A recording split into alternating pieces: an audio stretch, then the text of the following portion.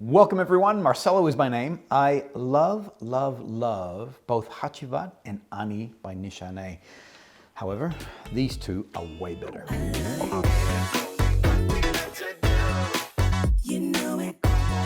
Since 2017, when I started my niche perfume journey, I've been fortunate to have a number of perfume pushers.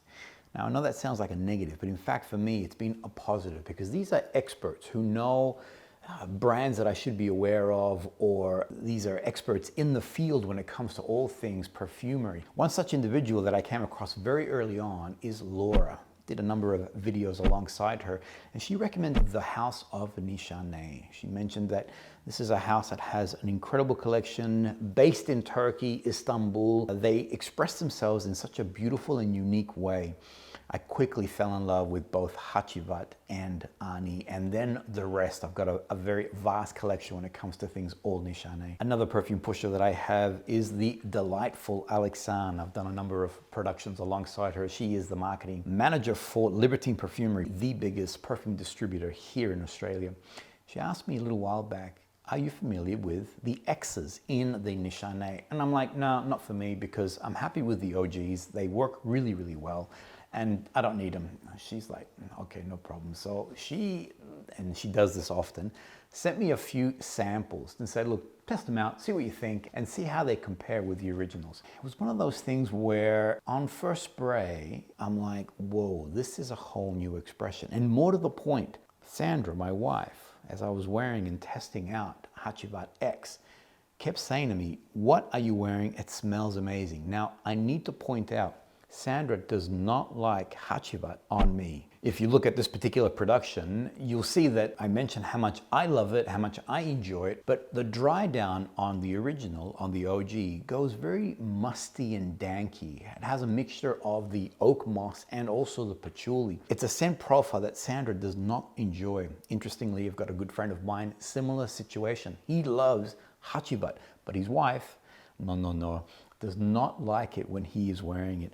Whereas here, creating a whole new scent profile. I think the best way to compare this, the X's, with the OGs, is the film Bladerunner, first released in 1982.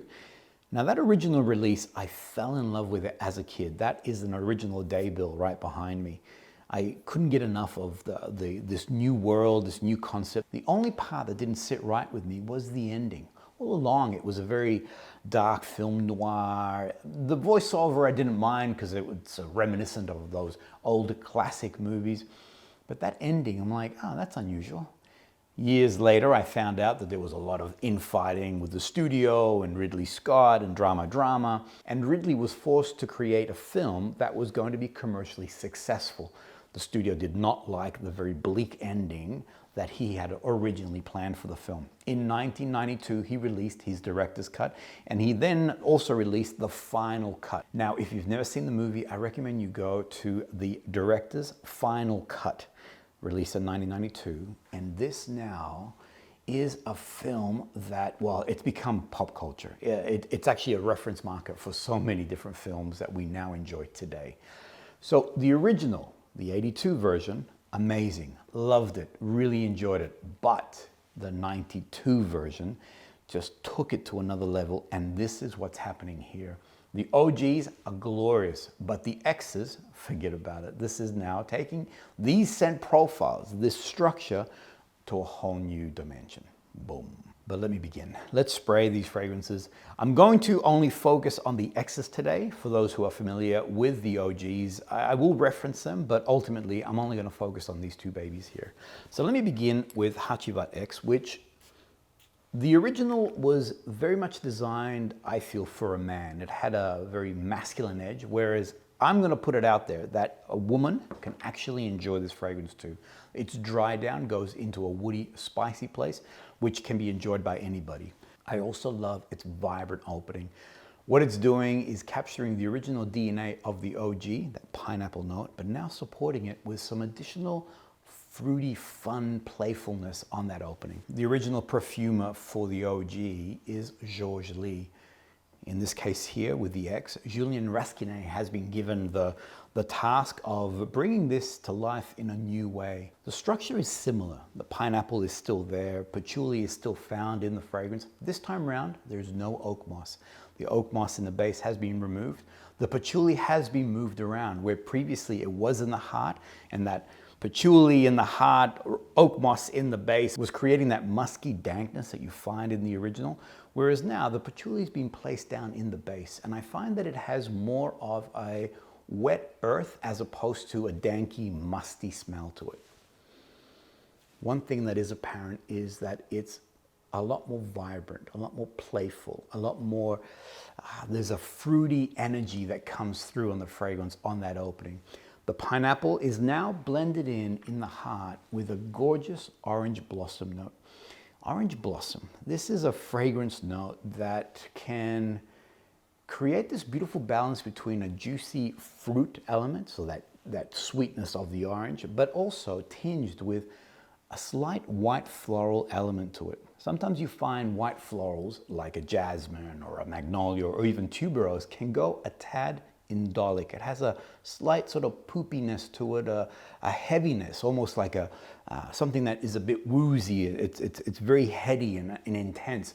Whereas orange blossom has the ability to create this lightness, this airiness in the fragrance, that juiciness of the orange, not necessarily citrus, but tinged with a fun fruitiness to it.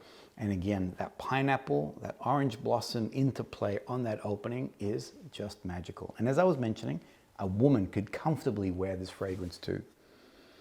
As it begins to dry down, it does go more into a spicier wood place for those individuals who love a nice aromatic or dry wood style fragrances. This one here is gorgeous for that. I do love the evolution, the way that this fragrance moves. The opening is very similar to the OG. Starts off with that vibrant juiciness. That pineapple note is apparent, but now you're getting more of that support of that orange blossom. As it begins to dry down, it does now begin to go in a different direction from the OG. You're getting more playful florals. I find that orange blossom, a little bit of that jasmine is definitely coming through. The spiciness from the start is there. So there are pink pepper notes. Gives it that berry-like, that spiciness in the actual scent profile. Finally, when it settles and dries down, you're getting a spicy woods. The aromatic nature, the dry wood nature of the fragrance begins to present itself more. There is Haitian vetiver, and I love the fact that they actually specify that it is vetiver from Haiti. I had an opportunity to meet with Meo Fushuni. We filmed together. We actually smelled 3 different vetivers from different parts of the world. If you watch this particular production, you'll see that when we come to the Haitian vetiver, the one nuance that it has is that it's peppery. The way that Meo defined it is that it has like a zesty grapefruit skin-like. Like if you were to scratch the skin of a grapefruit, you're getting that sharpness, that slight citrus, but peppery in its profile. When it dries down, I'm still into playful florals right now. When it dries down, it does go to that beautiful, spicy, sort of tingling wood sensation. Beautifully masculine, but wonderfully feminine too. A woman can easily wear this fragrance. For me, I get a comfortable 12 plus hours without a problem. And I find that its sillage and projection isn't a very confident moderate. Recently, I had an opportunity to travel to Adelaide. There's a beautiful city here in Australia called Adelaide. They have a wonderful beach town called Glenelg. It was a glorious day. Decided to go out for a walk, do the esplanade, the beach, the rocks, the ocean. And before I stepped out of the apartment, I knew the fragrance that I needed. It was HACIVAT X. As we're walking around, my wife constantly, at least 3 times, so that's my constantly, at least 3 times, was saying to me, I love the fragrance, good choice, great choice for today. And it was. The vibrance that the fragrance has, those juicier elements at the start definitely do play throughout the fragrance.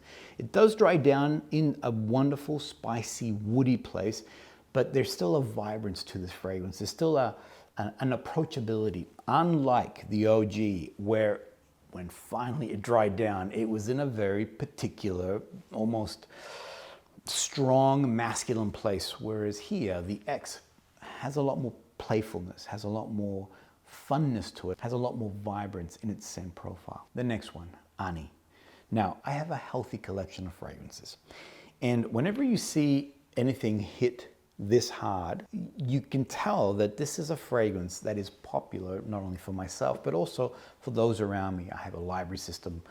I allow friends, family, colleagues, and workers to actually borrow fragrances and rotate them like a library system.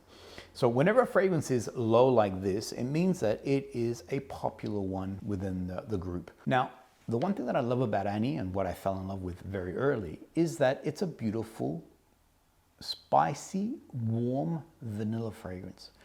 It's one that is fantastic for cool evenings. It's one that you would wear over winter time. There's a not necessarily an internal heater to it, but there is a warmth that it radiates. There is a beautiful gourmand touch to it, but it's quite heavy, very oriental in its scent profile.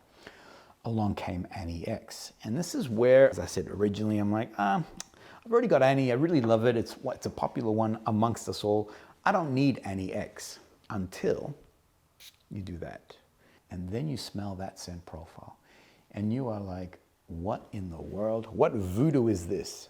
I go back to that comparison that I did with Bladerunner, that the original is fantastic. It's an awesome film. But all of a sudden, you grab that next iteration that changes and it takes it to another level. It's a whole new expression. The DNA, the bones are still there, but now you're experiencing a whole new sensation from this fragrance.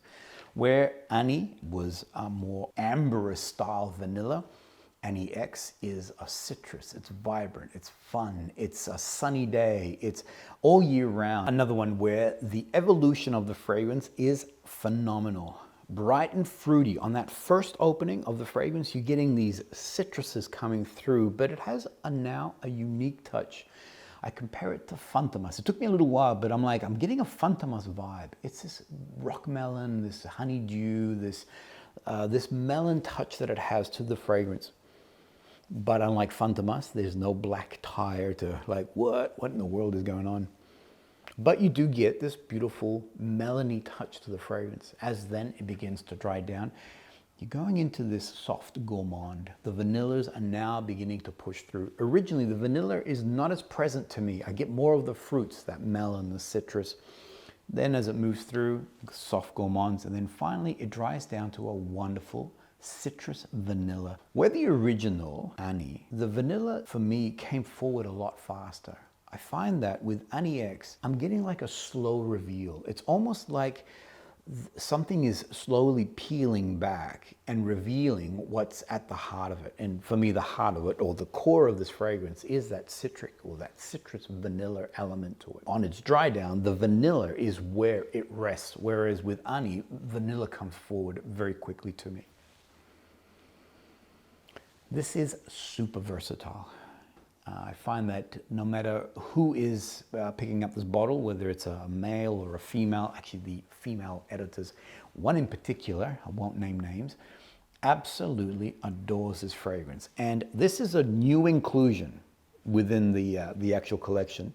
And I think it's actually been hit harder with this fragrance, which I've now had, as I said, Laura first introduced this to me back in 2021, I think it was, or 22. This is a new inclusion, and already you can see that it has been hit hard. As a fragrance that you can wear all year round, Ani X is exceptional. I find that the sillage and projection on this, again, is a confident moderate, and its longevity on skin, 12 plus hours, and I'll even go as far as saying 24, because I wake up in the morning, if I'd been wearing it the day before, and Ani X is on my body. I can smell this glorious vanilla, this citrus, this gentle, playful touch with the actual fragrance itself.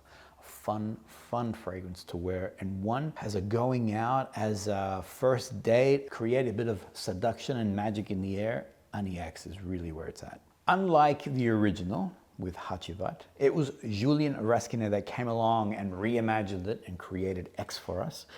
In this case here with Ani, Cécile Zorican released it originally in 2019, then came back in 2023 to give us X.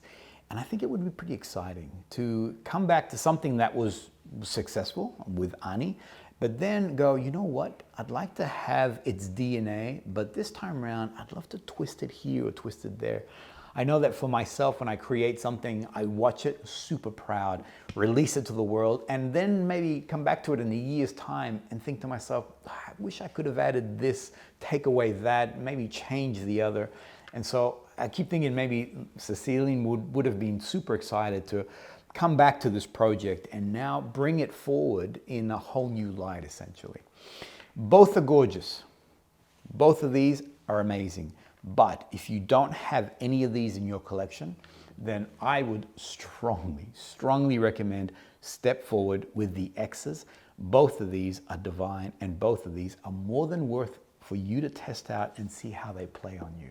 I would love to hear your thoughts. Do you agree with me here and disagree with me here?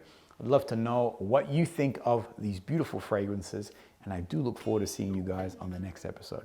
Thanks, everyone.